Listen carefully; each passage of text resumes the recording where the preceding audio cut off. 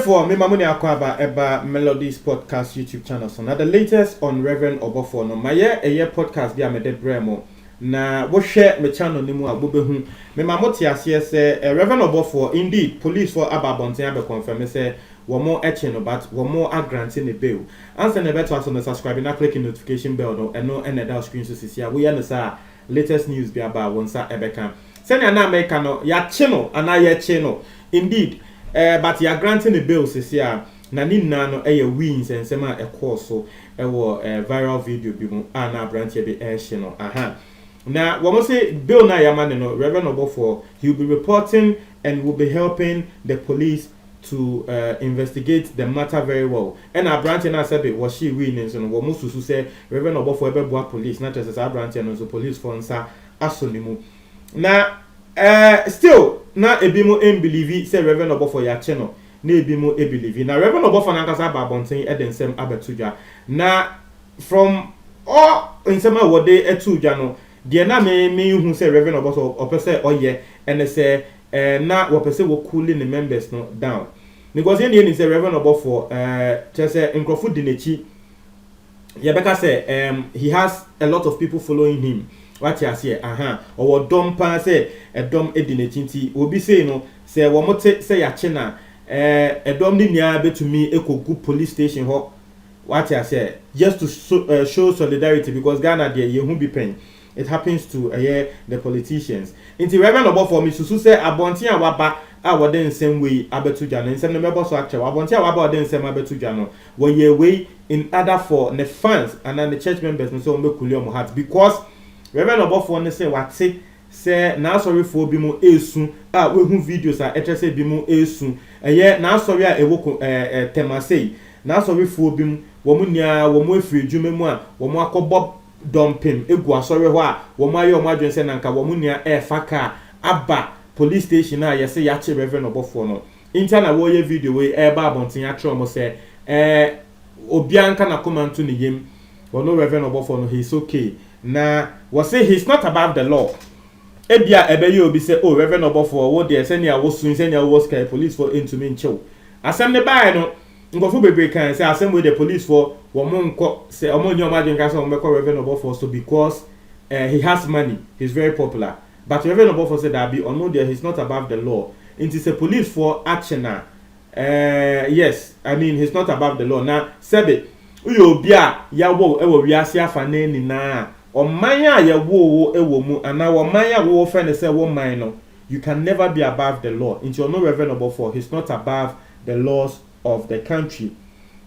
owe ya no na waka say yes say police for eton sa friend no ana police for echina ono Reverend Obofo no ntumi nya na adwen say me nkọ me ya Obofo ntumi nkọ da bi ati ase inti no ngofo nto makoma ngofo nka wo makoma sorry entu omuyem nkofunka wo makoma nto wo muyem na asem we de afiansa aba na bibiensi ye na wo mu a wo musu no medin ka chawo se na wo singofo bi esu wo sia wo chese wo mu musu wo mu a wo chese eyo mo ya omo spread the rumors say yes ya chi Obofo wo she police station ya wo se mu nia mo nka mo akoma nto muyem ya granting the bail a wa ba bonten ende wo fie wati ase na wase endeka na asori kese ewo Kumase nti mo am wo Kumase no ende mo behu nanim eno ene nsema eda ho na wase embra wo shase yene ni se Reverend Obofo shase ewo Kumase asori ase wase embra wo shase ewo Kumase I think wo shase wo Bantama embra wo shase ewo Kumase Bantama no mo pa mo ko bisa wo mo wo onu wo Reverend Obofo de ade baako since time ye wo ne ba wi asim ade baako ade bia wo ye ene se we respect police Ghana police into onu de wo baby na police for ton sa friend say Obofo beye we my beye onu de odimrika beko into there is one thing about onu he has top respect for Ghana police, maximum respect for Ghana police. And I was say mo amoni age because ya che no what say ebi mo ni age wo mu say omo nya kombe party ni a what ya say wo say mo amoni age say ya che na atum no enye say mo amoni gibebre because it is no news say ya che wo no Reverend Obofo atum a it is no other on no Reverend Obofo no onye nipa na Ose yenye news na wono oye nipa sebe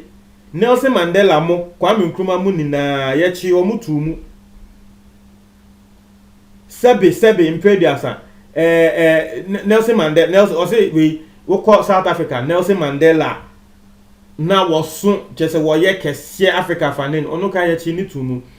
ena wono ankasa ne papa a wosom no a ye friend Jesus Christ kan yechi no nti so wono Reverend Obofo se police for echi na it is no news nti mo asabi mo ni age mo ye party say yachi wono Reverend Obofo no mo relax relax o say mo relax na we there enye news bia na de eye me de e won say ma Reverend Obofo wo di tu dwa no wo wie ye no wo ma advice wo say mebunu ni na you should live a better life o say youth no mo hwe asem we so na mo mfa mbo ebrapa because mo hwe so a mo beka say Reverend Obofo say ne wo ye popular say ne wo woska wo no mpo ya che no na tese wo youth no sebe wo buefu na wo ko twese kan say wo de ko bo obi a na wo twe bo say wo de ko bo obi a na wo adwen hu say Reverend Obofo ka asemba ya chi no na me sebe obi a sebe me ni hwe ene media na ko mbe chi me ka it was youth no monfa asem way enhia they use it as a yard to live a better life and no any advice about the mom etiefo we ene nsema Reverend Obofo what they atoja nti no montre am adwen e wo comment box say na me din kan chem no se mo am wo kuma ase no enda mo behu nanim because asori bobeya asori kese e wo kuma ase ende enwumre nti no mo am obeko na wo se moko na still on this Reverend Obofo issue no I think say me the police statement na Ebrel Reverend Obofo call police station ho no answer your grant in the bill no what throw police statement na statement di mu no my police for net say he was in the realms of the spirit into no when hu say abante na de na na okita no eye wi ankasa ana say enye wi na in some way na trese Ghana for bebre e che wo mo adwen e wo so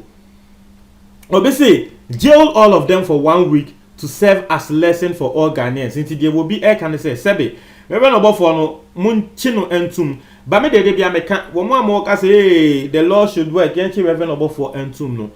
you should know say that same law also gives Reverend Obofo the chance to defend himself and asem we mi hu ne say when you good lawyer we be to me defending himself we no Reverend Obofo no ho enye den emba asem mu intino mo amoka say jail him the law should work no law ne there it will work ni e ka say the law should work it works for both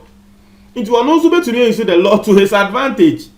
intino eno ene nsema e was say me de eto ho because edibo ayomadwen say asem we say yanchi Reverend Obofo antum na say police for they are being biased ebimo mentality no but me de to ho na mo amu say asem we there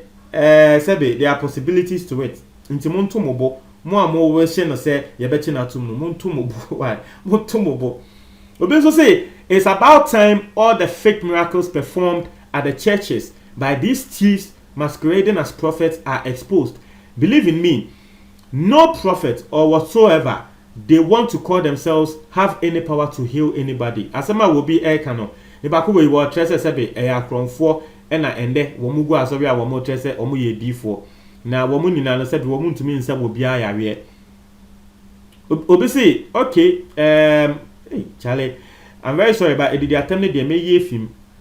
Obisi Holy Spirit is very annoyed with both Reverend Obofo, the employer and the employee. How can people take God for granted? Let us reverse to our traditions. Let us reverse to our traditionals, Catholic, Presbyterian, Methodist, etc. And only asema will be eka. Ne bakono so atre na adwen but sebe adwen chene de ye free ati ase. I didn't generally free because the back when they say Holy Spirit is very annoyed, meaning who's the who say Holy Spirit you are annoyed? Are you the Holy Spirit? Can you speak for the Holy Spirit? Yana for the yana to the bia near Casate say ye nim yankopon adwen and na to the bia Ghana for to me Casate ye yankopon. How can you say the Holy Spirit is annoyed? Whilst you are not the Holy Spirit. But yeah, to us will be so say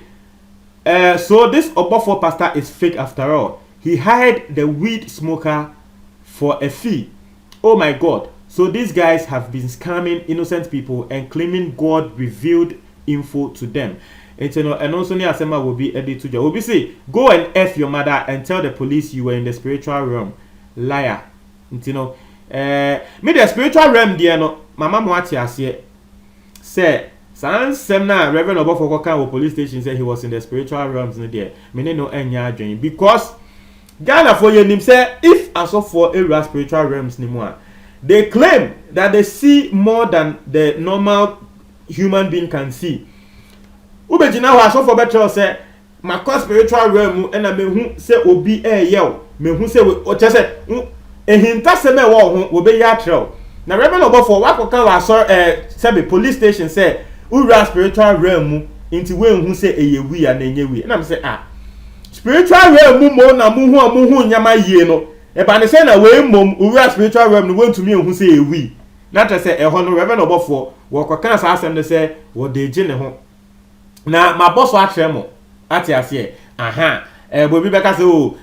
o support da be me de me se kan e twa ha nti no mo ntwa mo adwen e wo comment box mo tie for me da ase